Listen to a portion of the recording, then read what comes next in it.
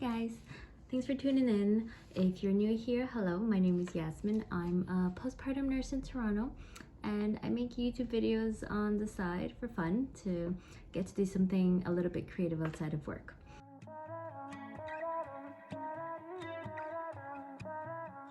So this week I thought I would share with you guys some of my top tips if you are having a baby for things that will help make that initial postpartum period a little bit easier. Whether you're having a hospital birth, a birth at a birthing center, or at home, some of these things will not be applicable to all of those scenarios, but some of them will. So take what will be beneficial for you. So my number one thing that I see every time I'm at work, and I mean every single time, is breastfeeding challenges. So the other day I actually asked on my Instagram what were some of your biggest challenges postpartum, and breastfeeding was without a doubt the number one complaint. And I wasn't surprised because that is literally what I see every time I'm at work. And I think a lot of people don't realize how hard it is. One thing I always say is breastfeeding is natural, but it does not come naturally. And it seems that most people come in to deliver their babies thinking that, oh yeah, you know, it might not be super easy, but within a few minutes we'll get it. Like, it's what we're meant to do. It's just gonna work out. Baby's gonna know what to do. I'm gonna know what to do. It's gonna be perfect. It's gonna be easy. We're gonna get this. And unfortunately, that is not the reality. I go from room to room to room with my patients struggling so much with breastfeeding. And some people feel so upset and dismotivated and just like failures, really, because they thought that they should know what to do, and they think that every mom in the other rooms knows what they're doing, that they're having an easy time, when no, I promise you, they're all struggling, and they struggle a lot. And I have patients all the time that will cry. This is within those first 24 to 48 hours, because it can be so exhausting and painful and difficult, really. And you're already exhausted and your hormones are all over the place, and you now have this little human that you have to care for. So it's a lot on your plate, and to throw breastfeeding on top of that, something that you're expected to be doing every 2 to 3 hours if you decide to exclusively breastfeed, it can be a lot. So I want to tell you, go into it expecting it to be the hardest thing ever, to potentially be harder than the actual labor and delivery, because it's something that's not going to go away. You're going to be doing this unless obviously you decide to formula feed. So go into it expecting it to be really, really hard. Just know that every woman in there is struggling, and chances are you will too, because unfortunately, for some reason, breastfeeding is not something that comes naturally to 99.9% of people, it seems like. So even if it's not your first baby, it might still be a struggle. I often have patients who struggled so much trying to breastfeed their first one that they only tried for like 2 or 3 months, and they stopped and they started doing formula, and they remember it as being this horrible time, but they want to try again. So they're still learning, they're still struggling, but giving it another try. So it might be your second, third, fourth baby, but you maybe didn't get a chance to breastfeed earlier, or it didn't work out and now you're trying again. It happens very often. So go into it knowing that that's going to be a big struggle, and please don't feel bad about it. Don't feel like a failure. Know that for some reason that's just how it is. It's a struggle and you will get through it. But in saying that, make sure that if your hospital has a lactation specialist that you can see, to see her, because they can be so helpful. And hopefully your nurse can also be helpful in making sure that you're getting a nice deep latch and helping you with positioning, so that hopefully it's not that much of a hassle, or that it's not painful, and you can successfully breastfeed your baby. Also, a lot of cities will have lactation clinics where you can go and get help with your breastfeeding and see a lactation specialist outside of the hospital. A lot of the time it's a free service that's provided by the government. You just have to book an appointment. So do check out your city. Your hospital should be able to give you some information on that. And there are also private lactation specialists that you can hire either virtually or to come to your house to help you with that. And I've spoken to some people who have hired a private one to come to their house or do a virtual session. They said the money spent was so worth it because it made such a big difference to just have that additional support. So don't give up. Know it's going to be a struggle, but get all the help that you can. Watch videos ahead of time, read about it, go into it as prepared as you possibly can be. But it's really only when you are there trying it for the first time that things start to click in. So don't be alarmed if it doesn't go as you expected and that it's harder than you thought. You will get through it. You will get better at it. Your baby will get better at it. Remember that this is not just your first time doing this, it's also your baby's first time. So they're also having to learn, and it can be overwhelming for both. Be easy on yourself. Know that it's a struggle for everyone, and that over time, with proper help and support, you will get there. My second tip is be prepared to go without sleep. And I know for a lot of you, especially as you're approaching the end of your pregnancy, you're gonna have a big belly, you're gonna be uncomfortable, you're gonna be peeing all the time, and you already won't be having the best sleep. But it's different because when you come to the hospital, first, you're gonna be feeding your baby every 2 to 3 hours. And aside from that, you're gonna have us nurses coming in to do checks on you and your baby. And sometimes those don't line up. A lot of the time, those don't line up. Also because we're not gonna be wanting to do checks while you're feeding. Sometimes it works out, but sometimes we'll come in, see that you're feeding, let you do your thing, and then pop in later. But then we might have gotten busy with another patient. So when we come, you might have just settled baby down in the bassinet and you're about to fall asleep and we're knocking, coming in to do a check. So you get woken up a lot. And that's if everything is going okay with you and baby. Sometimes if your baby is SGA, which means small for gestational age, or LGA, large for gestational age, or if you had gestational diabetes, or you've got labetalol for high blood pressure, certain things will also make us have to check your baby's blood sugar every 3 hours. Every hospital has a different protocol, but that is a common thing that can happen as well. So aside from coming to do those checks, we're also coming in at a different time to do the blood sugar checks. So we can be coming in a lot. We can be bothering you a lot. It's very likely that you're not going to be sleeping much and you're going to be woken up every 1 to 2 hours. So be prepared for that, because not only are you going to have been like already awake for hours during your labor, some people, like by the time they get to postpartum, it's been like 2 days where they've been slowly starting the labor process and they just haven't been sleeping. And then they're so excited when they first deliver and they're on the phone, they're sending videos, they're awake all the time, we're coming into the checks. And then when you look at it, you haven't slept for like 3 days. So be prepared for that. Know it's gonna happen, but there are certain things that can help. One of those things is sleep when baby sleeps.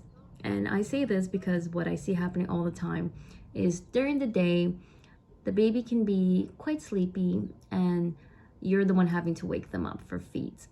And because it's daytime, you're also really excited because you just delivered, the adrenaline's still running through your body. You're likely to be on the phone, you're likely to be messaging people, making videos, taking photos, talking, and just wanting to stay awake and just soaking up that moment, which I understand it's hard to just want to sleep after getting to meet your baby for the first time. But what happens a lot is at nighttime, your baby actually wakes up more frequently because they cluster feed. Your body produces more milk at nighttime, so it's normal for your baby to also wake up more frequently at nighttime. And they may be waking up every hour. So what I see happening a lot is parents think that, oh, great, baby sleeping, we just wake up the baby every 3 hours, it's gonna be great at nighttime. And they didn't get any naps during the day. And then when I go see them the next morning, they're extra exhausted. So keep that in mind. Very common for them to wake up more in the middle of the night. So do try to nap with them during the day. This brings me to my next point, which also ties into that aspect of trying to sleep during the day. The tip is decide ahead of time if you are gonna have visitors coming to the hospital to meet the baby and to visit you and your partner. If you have a toddler, or a child in general, this is not your first baby, you're gonna likely want them to meet your baby. A lot of people do. A lot of people don't. They want to just have that moment to try to rest and to just get to soak up that moment and meet the new baby and bring the new baby to the house when the child is there with the grandparents or whatnot, and have that moment outside of the hospital for the first meeting. If you do decide to bring your child to the hospital, this is obviously a personal choice. It depends on you and your family, so very personal. Decide what is best for you, but do try to think ahead about that. Come up with a plan, speak to your child about it so that they know what to expect. And if they do come to visit you at the hospital, maybe have a plan in place with your partner, if it's your partner bringing them, or the grandparents, that like, this is how long we're gonna have the visit for, this is how it's gonna go, just so everyone's on the same page. And with toddlers, what happens a lot of the time is they miss mommy. This is the first time that they're going 2 days without seeing her. So they'll come to the hospital and then they see mommy and then they're upset to have to leave. So that can be a bit of an emotional toll for the mom and for the child having to leave. So think about that as well. And then the other one is just visitors in general. If you are gonna have family and friends coming by, think about that ahead of time. If you do not want visitors, let people know ahead of time, or don't even tell people you are delivering until you are home, because I have seen this more than once where family or friends will show up at the hospital and just message the partner saying, hey, we're here, and they're just like, oh, okay, sure, come in. But they weren't expecting it, they were not ready, they were not wanting to have visitors at that time. So be clear so that people know and they're not just showing up. And if you do decide to have people show up, also be clear. Say, sure, you are welcome to come, but we do want to keep it a short visit. If you don't mind, please keep it down to this amount of time. Because a lot of time we're coming in to do checks and we have to uncover you and check your tummy, check your bleeding, and there's visitors there. And it's awkward for you, and then you have to ask them to leave or re-ask them to leave, and then they're waiting and then they come back and then there's other people waiting to come. So that can be a bit of a situation. Not to mention, people overstay their welcome and they stay for so long that you do not get a chance to nap at all during the day. I've had that happen as well, where people are awake all day with visitors, and then at nighttime, that's when the baby's waking up all the time and they don't sleep at all and they're so exhausted. So the stress on your body from not sleeping, plus the hormones, your pregnancy hormones that are now starting to taper off, can be so much. It can be so overwhelming. And also the fact that you now have this little human to take care of. It's a lot. When you couple all of that with not sleeping, it just makes it that much harder, that much more overwhelming. So if you are able to plan ahead, put some boundaries in place so that you do get a little bit of more breaks during your day, so you can get some sleep, it can make a huge difference. My fourth point is you don't need to pack a ton of baby clothes for the hospital.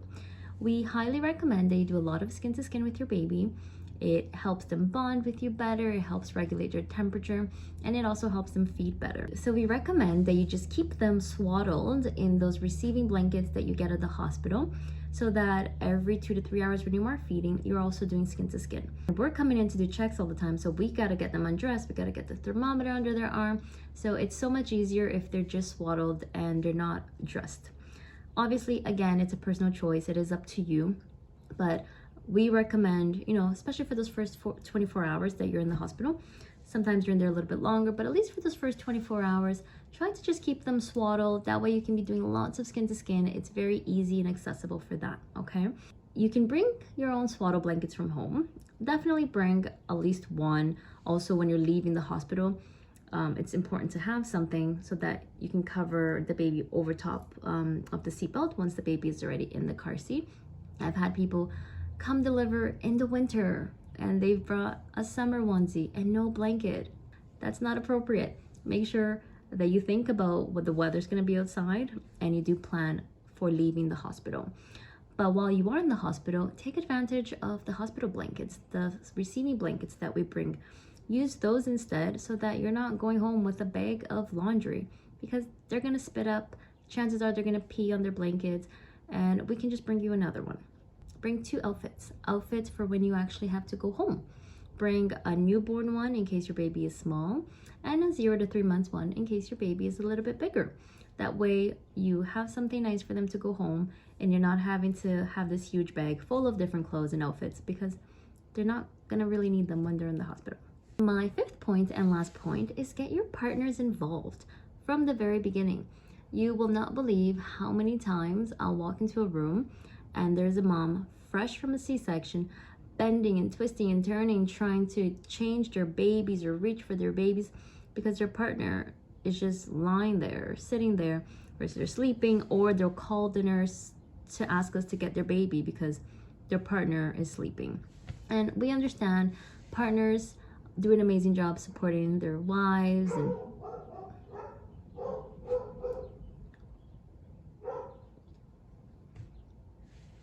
you would not believe how many partners come, and it's not that they don't want to help, they're just uncomfortable with newborns.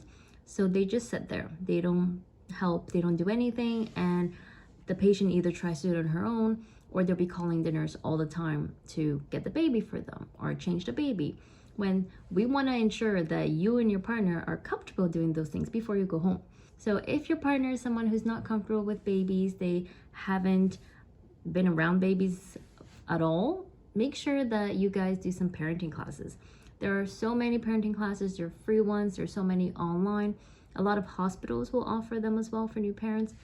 So take advantage of those, go prepared, and ask your nurse for help. If you have never changed a diaper, if you're not sure how to hold the baby, ask. When your nurse comes in the room, ask. We are happy to teach you, and we want to teach you. We want to make sure that you learn and that you are comfortable so that you can do it yourself. Make sure to get your partners involved, ladies. If you have family and friends that are coming around and they want to help, that's great.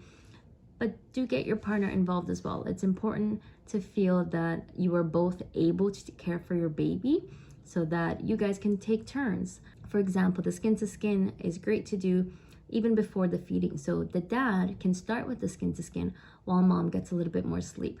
And then once mom takes the baby to feed, dad can go and have a nap. Just helping each other, especially in the beginning. I know the dynamic changes once you go home and your partner goes back to work. But especially for those 24 hours in the hospital, do try to get your partners involved as well.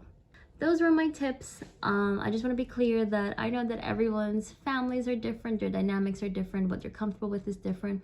So take what you like from this, what you think will be useful, but know that not everything works for everybody. My tips may not work for you and your family, and that's totally okay. Just giving you some advice that I think will be helpful. At least some part of it might benefit you and make your postpartum a little bit easier. If you liked this episode, let me know, comment below, give me a thumbs up, and let me know if this is the kind of content that you like and if you would like to see more of this kind of stuff. So thank you, and until next time.